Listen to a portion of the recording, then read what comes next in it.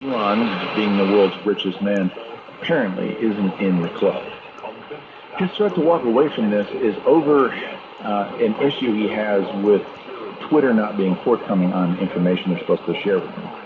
Twitter, he says, is breaching their contract by failing to provide him with information about spam accounts. This is the problem.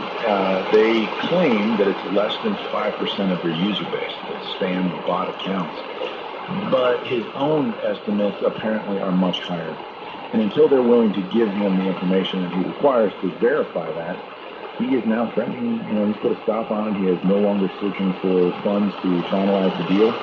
It'll be interesting to see how this plays out on both sides, throwing haymakers at each other with Elon saying that they're lying, with Twitter saying he's in breach of contract at this point. So it'll be interesting to see going forward how this plays out. I believe in the end Twitter will still be purchased by Elon Musk, but I believe the road to that will be pretty enlightening. I think we're about to see that there's a lot more propaganda, there's a lot more automated bots pushing certain theories or certain ideas than Twitter is probably letting on to. I have no proof of this, but some of the stuff that I've seen on the internet, some of the videos that I've seen at these bot farms, these farms where they just take hundreds of thousands of cell phones and link them all up so they can send a tweet under various fake accounts. Pretty interesting. It's actually really interesting how they influence the world these days. It's a very different world than when you grew up in, that is for sure. Before we move on to financial news, I'd like to point out that once again, our sponsor for this week's show is Farpoint Farms and Farpoint Farms Restorations and Repairs. You can find them on YouTube. And the best way to support this show is by supporting those two channels. Subscribe. Maybe watch a video or two. You might just enjoy what you see.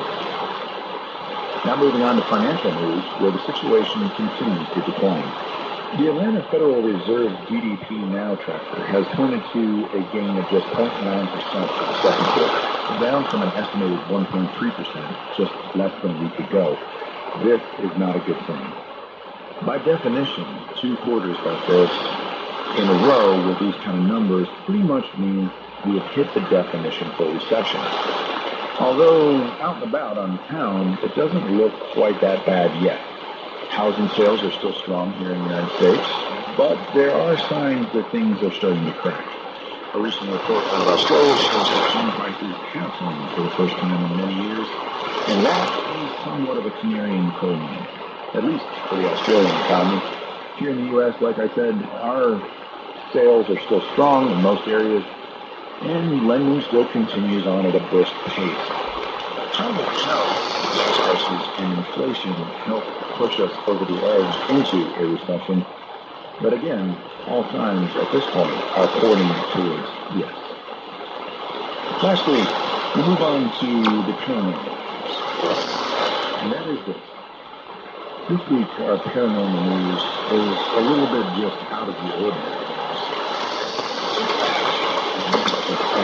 Featured in movies such as Pirates of the Caribbean and Julie Verne's 20,000 Leagues Under the Sea. So it seems unlikely that an animal like this would be real. Because we have, in fact, caught this humongous squid